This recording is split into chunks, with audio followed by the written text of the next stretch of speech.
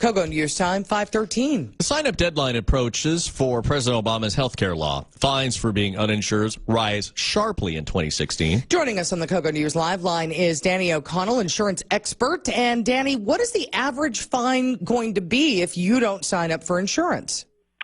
Yeah, it's a good question. The average is going to be all over the board. Most people see this dollar amount, $695, but realistically, it's going to be a percentage of your income, and it's going to be 2% of your modified adjusted gross household income. That means every dollar coming in the door, up to a maximum of 6% per family.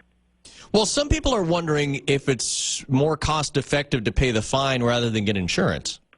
So that's a great question. It really depends what options you have. When we go through and we look at somebody getting coverage through an employer-sponsored program where your company is paying a portion of the premium, by the time you actually look at the net effect of taxes and potential tax deductibility on the premium versus you paying the fine, we found that the margin is much smaller than what a lot of people think it is. And many times it may only wind up being a $500, $600 a year difference between getting something and paying the fine.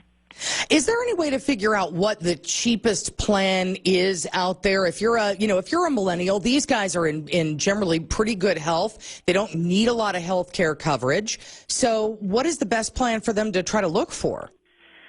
So it always depends on the circumstance. But if you're a reasonably healthy individual, you're not living with any chronic health conditions, you're not taking a bunch of name brand prescriptions, maybe just a seasonal sinus infection or something like that, a bronze level plan could be perfectly suitable for you.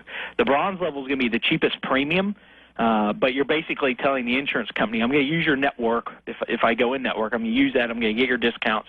But I know that I'm going to pay a little bit more than my traditional copay when I go in to see a provider. So an office visit may cost me $70 or $75 instead of a $30 or $40 copay. But if I don't go that often, I'm going to save that premium cost.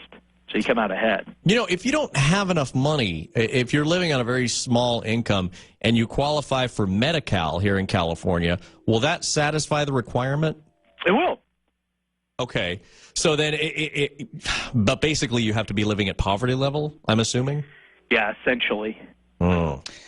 Okay, so that's kind of a bummer. Yeah. What your advice for anybody who is looking for an insurance plan out there and is trying to get the best bang for their buck as much as they can?